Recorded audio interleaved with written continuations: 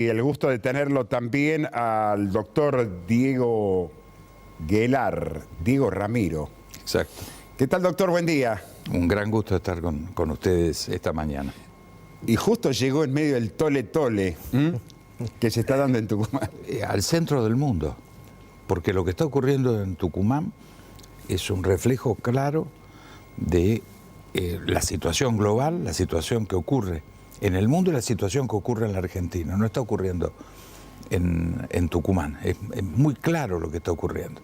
En el mundo hoy hay problemas muy graves en el campo de alimentos y en el campo energético.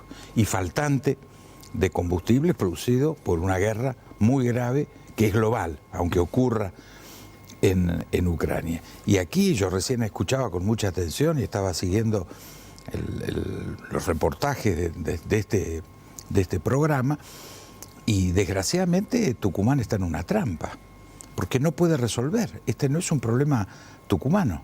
O sea, Tucumán no puede resolver que aparezca el gasoil y no puede resolver la inflación. O sea, ustedes son las víctimas de una situación global y nacional que les estalla a raíz de que están en plena zafra, y por lo tanto hay una cuestión de urgencia, donde parece que esto está ocurriendo en Tucumán. Y la verdad, esto lo tiene que resolver el gobierno nacional. Y coincidentemente, en el país hoy no tenemos un presupuesto aprobado por lo que pasó en el Congreso Nacional, y estamos a tiro de decretos y de la administración política y económica del jefe de gabinete. Claro, pero ustedes tienen esa ventaja. El jefe de gabinete no es salteño, bonaerense, santafesino, es tucumano. Es decir, entre el conflicto... ¿Usted cree que la solución puede venir de ahí o tiene que venir de ahí? Tiene que venir de ahí, sin lugar a dudas. Yo creo que es hoy el jefe de gabinete, que ocasionalmente es tucumano, pero es el vínculo exacto entre este problema que no se puede resolver en Tucumán, porque vuelvo a decirle, el aprovisionamiento de gasoil es un problema nacional y la inflación es un problema nacional. Así que la verdad, una parte central de esta cuestión es el jefe de gabinete Mansur. Después vamos a volver al diálogo con usted por la experiencia, porque ha sido diputado con la restauración de la democracia. Fue embajador 2 veces en Estados Unidos, embajador en China, embajador en la Unión Europea y también en Brasil. Es decir, que es una palabra autorizada para que nos haga un resumen de lo que está pasando en el mundo, lo que está pasando en Argentina, no únicamente desde el punto de vista económico, financiero, sino también el gran problema que tiene el país hoy, que es un problema político, porque no sabemos quién nos conduce. Pero quiero aprovechar también a Sebastián Salazar, que ha sido el coordinador de la visita de Diego Guelar a la provincia de Tucumán, intendente de Bellavista.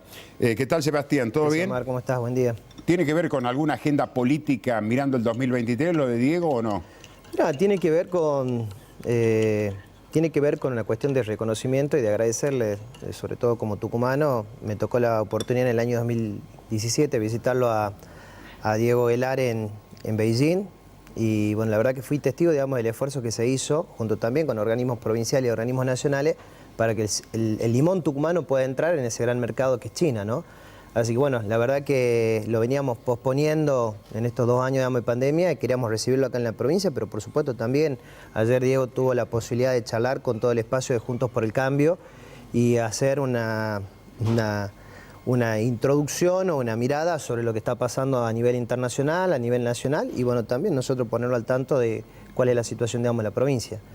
Y nos parece, digamos, importante también, enseguida vamos a estar en la Federación Económica de Tucumán, ayer estuvo en la Facultad, digamos, de Derecho, visitó a ABB, digamos, en Bellavista, que es una fábrica que tiene mucha tecnología, que hace un esfuerzo, digamos, muy grande para seguir permaneciendo en la provincia, para seguir permaneciendo, digamos, en la ciudad de Bellavista. Y hoy vamos a hacer una visita en la citrícola Latin Lemon en la ciudad. Bien. Diego, el doctor Diego Guelar, por sus motivos se fue dentro de lo que es el peronismo. Fue diputado por Fue secretario general del bloque. Secretario nacional del bloque. Un sistema presidencialista el que como tenemos en la República Argentina, y que siempre el peronismo, tanto a nivel nacional como en las provincias, nunca aceptó ni fue bicéfalo hasta hoy. ¿Quién conduce el país? Bueno, no puede serlo. Además de la fuerte impronta central, aunque sea muy federal, que el peronismo históricamente ha tenido, hay una constitución de la República Argentina que es totalmente presidencialista. Es el modelo norteamericano. Un vicepresidente está para tocar la campanita, ni siquiera para presidir el Senado. Hay un presidente provisional del Senado que eligen los propios senadores. Entonces, toca la campanita y espera si hay un problema con el presidente para reemplazarlo, o eventualmente, en el caso de un empate, recupera un rol como senador y tiene el voto de desempate. No es el rol del actual vicepresidente. Que únicamente se ha vivido en la historia el caso de Julio César Cleto Cobo. Pero hoy el país es una conducción bicéfalo, ha dejado de ser un sistema presidencialista más allá de lo que reza la Constitución, porque en la práctica no vemos eso, ¿no? No, en la práctica no hay presidente. La conducción es de la vicepresidenta. Cuando ella juega con la lapicera y le dice, tome la lapicera, use la lapicera, lo está instruyendo. No lo está reclamando, porque yo no creo que pueda ser opositora la vicepresidenta. Juega como si fuera opositora en el discurso, pero en la práctica es la que le ordena al presidente. Esta es una anomalía institucional muy grave. Pero no sé si podemos coincidir o no en esto, doctor, pero en lo personal creo que la presidenta está armando su lanzamiento a candidata en el 2023. Habrá que ver qué resultados hay en Brasil en octubre. Si en la primera vuelta se define o habrá segunda vuelta, las elecciones van a ser el 2 o el 30 de octubre. Ahí se va a definir quién va a ser el presidente. Muchos dicen, si gana Lula, oxígeno para que la presidenta tenga, más allá del cuestionamiento judicial que también está próximo a resolverse, pueda ser candidata a presidenta alentada por los resultados que se vienen dando en los distintos países de Latinoamérica. El último, por ejemplo, el de Colombia, y lo que pueda pasar en Brasil. ¿Cree que está trabajando pensando en su candidatura también? Probablemente. Ella tiene las dos facetas. Ella ejerce el poder teniendo los atributos del poder. En un discurso de hace 2 o 3 meses hizo referencia a que se pueden tener los atributos del poder y no tener poder ninguno. Mensaje directo para quien ejerce circunstancialmente la presidencia. Tiene los atributos, pero no tiene el poder, descrito por la propia vicepresidenta. O sea, ella sabe manejarse con los atributos o sin los atributos, pero siempre con el poder. Hoy es la jefa de este gobierno. Y no se puede desconocer que es la gran armadora de la agenda periodística, ¿no? Pero sin lugar a dudas es una política de condiciones extraordinarias que nadie le niega en el mundo. Es un personaje reconocido por esa impronta, por esa personalidad y por esa capacidad. Ahora, ¿para qué se usa la capacidad? Eso es otro cantar. Pero indudablemente la personalidad y las condiciones de liderazgo y de conducción que tiene son incuestionables. Ahora, la discusión que se da hoy se circunscribe en todo lo que tiene que ver con el dinero y el poder, porque lo de los planes es dinero y es poder. Bueno, los planes fue un cambio estructural de la sociedad argentina. En diciembre del 2001, en la Argentina había 136.000 planes. Que eran los jefes y jefas de hogar. No, eso vino después. Los 2 millones que ante la crisis distribuyó el presidente Duhalde. Pero en diciembre del 2001, toda la población no era desocupada u ocupada, la mayoría ocupada. 136.000 planes. Hoy hay 20 millones de planes. Hay 20 millones de cheques entre nacionales, provinciales y municipales que salen del 1 al 5 de cada mes con destino a algún argentino o argentina. Esto cambió la estructura social argentina, generó una clientela, no un ciudadano, o una búsqueda. La realidad electoral está demostrando que el argentino no tiene vocación de cliente. Hay un porcentaje que puede tenerlo y un porcentaje que además adhiere al pensamiento de la vicepresidenta, jefa de este gobierno. Pero la realidad es que en noviembre del año pasado perdió. Este es un gobierno de minoría que tiene 30% de votos, que no acepta ni siquiera dialogar con su mejor socio, que es la oposición. Hoy no estamos en default. Gracias a la oposición que votó el acuerdo con el Fondo Monetario y no lo dejó solo al presidente. Sí lo hizo la vicepresidenta, que no puso sus votos ni en la Cámara de Diputados ni en el Senado, y si fuera por ella hoy estaríamos en default. ¿Y qué oposición se tiene hoy? ¿Quién es la oposición? ¿Qué hace la oposición? No, yo creo que hay una oposición importante, responsable, muy prudente, o sea que no está haciendo nada para debilitar un poder que está fracturado, está inoperante. Ustedes lo viven acá.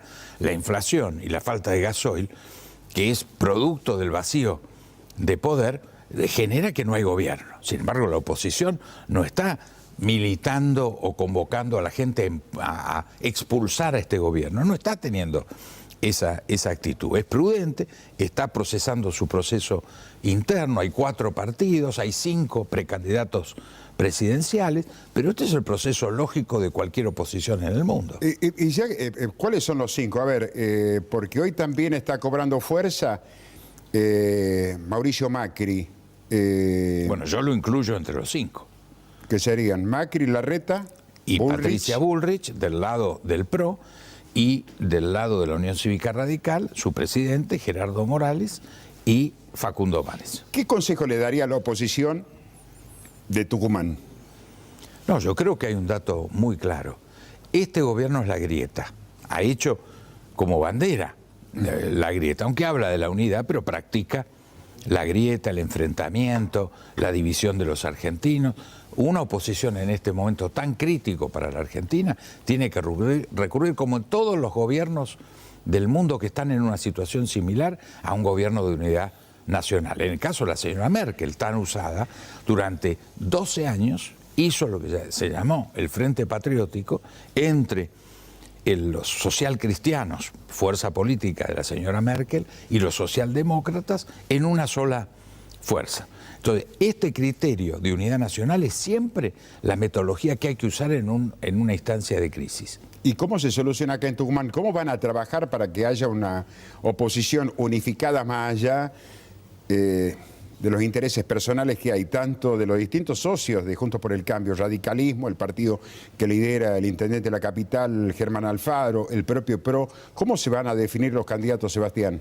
Bueno, yo lo que creo que lo de ayer tiene que ver con eso también. Vos hace rato me lo preguntaba, de empezar a generar, digamos, este tipo de encuentros, teniendo en cuenta que hoy la problemática de la gente pasa por otro lado. Nosotros no manejamos, tenemos que acercarnos a la agenda de la gente. Creo que hoy los comprovincianos lo que nos están pidiendo es unidad en ese frente, digamos, opositor, para poder en algún momento en estas elecciones, digamos, llegar a la gobernación y cambiar la realidad de los tucumanos. Hay problemas estructurales que no han sido resueltos, digamos, en años de gestión. Entonces creo que nosotros tenemos que estar a la altura de las circunstancias, tener mucha, digamos, responsabilidad. Creo que la elección del año pasado, la performance que se ha tenido, digamos, ha sido bastante, digamos, importante. No es un cheque en blanco que nos dio la sociedad, sino que nos dio la posibilidad de que se tenga la expectativa de que podemos llegar muy bien a las elecciones del año que viene, pero con unidad. ¿Con qué sistema? Se definen... Acá se va a definir a través de encuestas, a través de acuerdos. Se lo está viendo. Porque acá no están habilitadas las PASO. Por allí se hablaba que se iba a presentar un proyecto para ver si se daba alguna alternativa y elegir. Se está hablando eso, ¿no? Digamos, el tema de una elección, de unas PASO, se está hablando también del tema de las consultoras, pero acá lo que tiene que primar es el tema del diálogo y la sensatez. ¿Hay salida? Diego Aguilar, ¿tiene potencialidades Argentina que deberían ser? La Argentina tiene una posición en este mundo del siglo XXI que se está rearmando frente a esta crisis en Ucrania, que es global. Tenemos un rol extraordinario. Yo creo que no es una oportunidad, es una responsabilidad. Argentina hoy, asociada además con Brasil, tenemos en el marco del Mercosur la responsabilidad de neutralizar este faltante de demanda que ha generado Rusia por el conflicto con Ucrania, tanto en términos de alimentos como de energía. Somos realmente el fiel de la balanza. Es decir, Brasil y Argentina tenemos la responsabilidad de suministrar suficiente alimento y suficiente energía al mundo para volver al equilibrio de precios que ha generado un problema mundial de inflación extraordinaria. Sí, pero ¿por qué nosotros tenemos ese problema? Hay países, vecinos incluso Argentina, que tienen problemas políticos, pero que no se desmembró la parte económica. Perú, por ejemplo, tiene una debilidad su presidente, pero esto no llevó a que los derrames sociales afecten a la comunidad. Ecuador, más allá de que es una economía dolarizada, está teniendo sus problemas. Ayer hubo incidentes también, lamentablemente. Chile, más allá de la caída que ha tenido su presidente en los últimos tiempos, Uruguay, que tal vez es uno de los países más ordenados, tampoco podemos comparar la cantidad de habitantes. Si miramos la inflación que hay en los países mencionados, a la inflación que tenemos en el país, decimos, ¿cuál es el problema? ¿Es económico o es político? No, esto es una crisis política argentina. O sea, esta historia de atribuirle a la crisis internacional los problemas argentinos, eso no corre. Como por ejemplo lo del avión. Pero por supuesto, la inflación. Una cosa es estar hablando de una inflación desatada en Estados Unidos o en Europa de 7 a 8 puntos anuales. Y otra España cosa también está teniendo algunos inconvenientes. Pero, por supuesto, pero no es hablar del 80% de inflación. Este problema, en términos de inflación, miremos Bolivia, Paraguay, Chile, Brasil, Uruguay, no tienen este impacto. Entonces no le podemos atribuir a la crisis lo que es propio. Nosotros contribuimos con nuestro propio desastre. Es un problema económico porque dicen no hay plan económico, o es político por el divorcio que hay entre el presidente y la vicepresidenta. Es político, porque de lo político surge que el problema económico, que en un país lleno de dólares no tengamos dólares. La Argentina tiene en el suelo, en el subsuelo, en los ríos, en los mares, en su montaña por la riqueza minera, un stock de dólares impresionante. ¿Cómo nos pueden faltar dólares? Porque no hay conducción política. El problema es absolutamente político. Diego Aguilar, ¿qué se lleva de las reuniones que ha tenido con los distintos representantes del PRO, del partido que conduce el intendente de la capital, Alfaro, el sector de los radicales? Si le pidieran un resumen en Buenos Aires, en Capital Federal, ¿cómo te fue en Tucumán? Yo diría muy bien, porque además es el cotejo con las fuerzas vivas, con las fuerzas de la producción. Esta es una sociedad que está muy viva, tiene su estructura productiva a pleno y en condiciones de multiplicar su producción con posibilidades de acceso al mercado internacional. En el caso de la fuerza política, lo que bien decía Sebastián, acá hay que trabajar con la unidad, no como una frase hecha, como un objetivo abstracto. Hay que plantearle a la sociedad tucumana, como a la sociedad argentina, una propuesta muy clara de liderazgo que muestre que la oposición está en condiciones de asumir esta crisis y resolverla. Lo último, y que tiene que ver con la mirada de los países internacionales sobre lo que ha pasado con la presencia del avión en Argentina. ¿Qué imagen hay de Argentina frente a esto que se va conociendo día a día, que ya no es un homónimo, sino de realmente la persona de la quien se decía que había venido conduciendo el avión? El tema si era instructor o no era instructor. ¿Por qué el colador de los cielos argentinos? ¿Cuál es la imagen que hay del país sobre si se tomara como punto de partida lo que sucedió con este avión que todavía está retenido en Ezeiza? Bueno, claramente la fragilidad.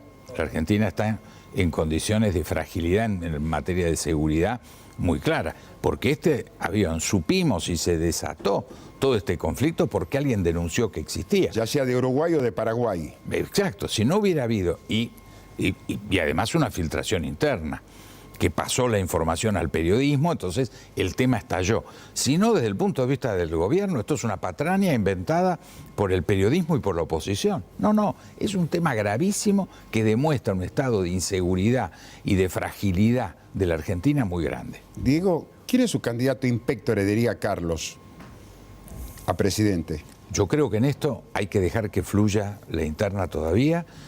Yo creo que tenemos muy buenos candidatos. Yo creo que la lista de 5 que tenemos son todos muy buenos. Entonces, lo que hay que hacer es combinarlos, tiene que haber alianzas, va a haber combinaciones de presidentes. A ver si le puedo sacar.